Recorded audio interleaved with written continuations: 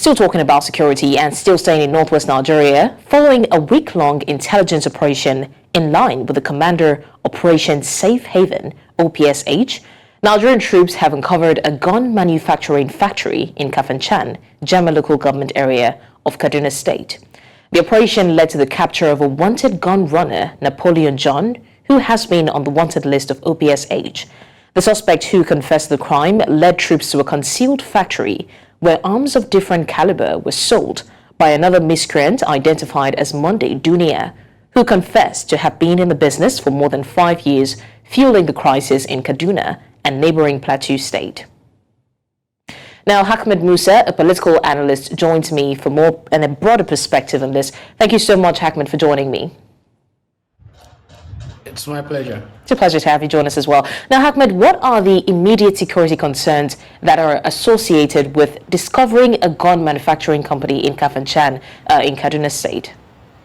I think it is a big win actually for the Nigerian security agencies, because what we've always been saying about the attempt to combat insecurity and other acts of criminalities across the country is to be for the government to be proactive, to be able to disrupt the supply chain, the logistics, the operational plans of those criminal gangs. So trying to so this success in arresting a gun manufacturing syndicate in Kaduna is a huge success actually on the part of Nigerian security agencies, and they need to go further in trying to investigate and unearth the various stakeholders or other interest groups behind this criminal activity.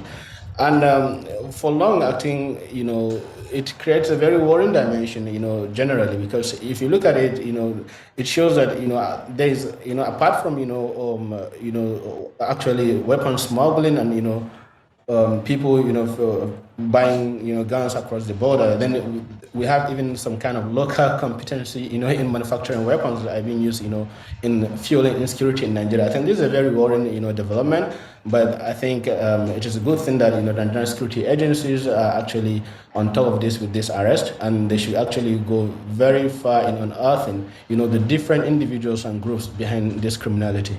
Okay, it really is a good thing that this was discovered, but let's look at the role that politics and government plays in this generally. Now, in your analysis, what role would you say that the instability or the governance issues played in allowing such illicit operations to persist for over 5 years in the first place?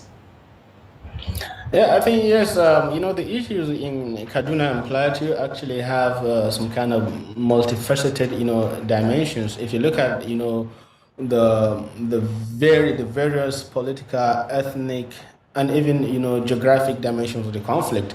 On one hand, you have and because of the nature of maybe the major actors in this kind of conflicts, within the greater middle belt or not central region, you can see there are overlapping factors of religion, ethnicity, and even geography at the root cause of at the root causes of this crisis. So the government actually needs to be more comprehensive in its approach, because you cannot approach a political problem from a purely security perspective, using a purely security approach. But then if the government has an integrated, a comprehensive approach to dealing with this kind of crisis, then it should come with issues that directly address the social, cultural, political, and ethnic grievances behind this conflict. Okay, still talking about the effects. Now let's look at how it affects inter-ethnic relations. Can you give us an overview of the implications of this discovery on inter-ethnic relations and communal tensions? Because we know that in the north there's always security issue in Kaduna State especially. So how does this affect the inter-ethnic issues that has been springing up? Yeah, so the thing is, in the broader North Central region, you see, sometimes because of the failure of the security agencies, to protect people, you find local communities resorting to self-help, launching local vigilantes, and even, sourcing weapons and even producing local weapons. And I think that's the case that we've seen now in, with what happened in Kaduna State. But the problem is with local vigilantes that are actually formed along ethnic, religious, or some other cultural lines, is that they end up becoming like a religious or an ethnic militia that with a very different, goals and objectives towards maybe annihilating, the ethnic or religious order. So it actually, deepens the conflict and creates, various layers of, grievances and, disenchantment, among the local populace. And at the end of the day, it prevents the chance of reconciliation by, making the problem more complex and widening the chasm of distrust between various communities.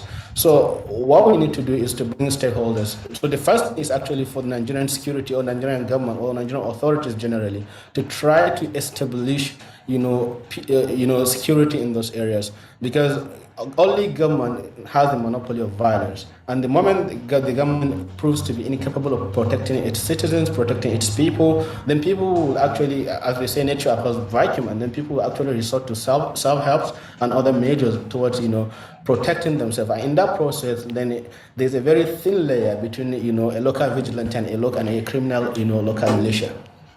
All right, political analyst Ahmed Musa, thank you so much for joining us on the news. It's my pleasure. Thank you.